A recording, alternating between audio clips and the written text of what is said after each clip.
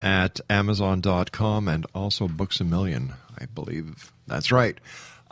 It's pretty bad, Robert, when you can't discuss your fears, you can't discuss certain topics because you're afraid that you will be in violation of a law that did not exist 20 years ago. It seems that it's like we the people are no longer in power. It's I the person. And I've got to tell you, my friend, I'm so happy that you're on the show tonight. I'm happy that you wrote this book. And I just wish the other people out there would have the cojones to come forward and say, listen, we've got a real problem on our hands. So from those of us who are on the side of truth and justice, I want to thank you so much for everything you've done and everything you continue to do. I want to thank you for the jihadwatch.org website. You guys are fantastic. And it's nice to know that there are people like you and the other people that you work with in your circle who are trying to get the message out there and doing your best. And I have to ask you this at this point. Have you yourself ever been in danger for what you're doing? Well, I've gotten a lot of death threats. I've never been physically attacked, but I don't have any illusions about what could happen. Certainly in Europe, there have been politicians and other people killed for this. Theo van Gogh, the artist, the grandnephew of the painter Vincent van Gogh, he was murdered in Amsterdam in the middle of a busy street in a crowded area in the middle of the day by an Islamic jihadi who didn't like his movie about the mistreatment of women in Islam, in their Islamic law. And Pim Fortuyn, who was a politician in the Netherlands, was murdered by a leftist, actually, who objected to his stance against unrestricted immigration from Muslim countries. And so this is something that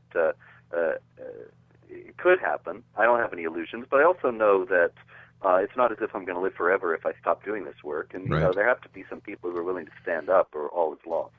Let me ask you this. We have about a minute and a half left before we have to say so long. And once again, thank you so much for taking time out of your busy schedule to join us here. And as I told you on the break, you have an open invitation anytime you want to come on with anything that you believe is newsworthy or should get out there to the masses. Give us a call. We'll make it happen.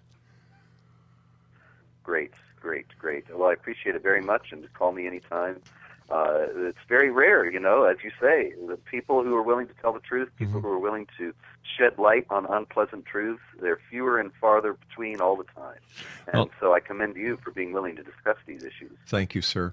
In your professional opinion, in your expert opinion, is it too late to turn things around? No, I don't think it's ever too late. People say, well, if several European countries are going to have Muslim majorities and they're going to become Islamic states, and I think even then it's not too late, because enough people still will remember freedom in those countries, and there may be some chance that we can turn things around. It's never over, and I will never give up. Robert, thank you so much for joining us tonight. It's been a great pleasure talking to you, sir. Congratulations on your book, and I truly look forward to the next time you're back here with us in the X Zone. Thank you so much. Pleasure's all mine. Good night, Robert. Exonation Robert Spencer has been my guest this hour. His website is www.jihadwatch.org. He's the author of Arab Winter Comes to America, The Truth About the War We're In, and it's available at Amazon.com, as I said before, and Books A Million.